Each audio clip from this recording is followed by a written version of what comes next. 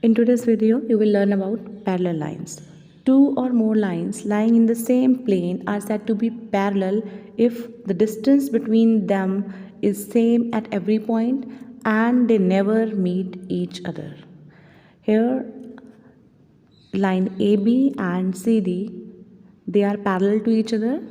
They lie in same plane. The distance between them is same at every point.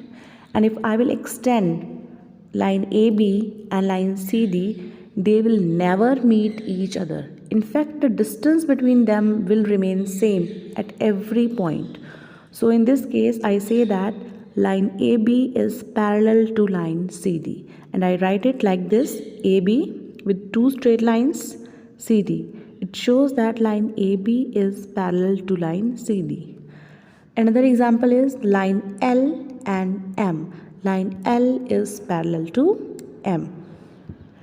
The properties of parallel lines are: these lines lie on the same plane, they don't have any common point in between, the distance between these two lines remains same at every point. Now, few more examples of parallel lines are lines on the notebook and railway tracks. Can you give few more examples? If you know, then type them in comment box. Now